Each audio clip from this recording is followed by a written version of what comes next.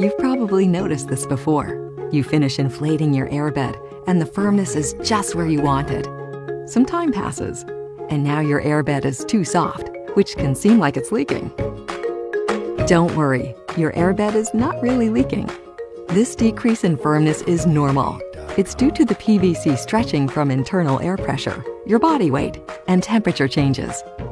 If you notice a decrease in your bed's firmness, simply add more air. To ensure the most comfortable night's sleep, inflate your airbed at least 2 hours before you plan to go to sleep. Then top off the air right before you go to bed to maintain your firmness throughout the night.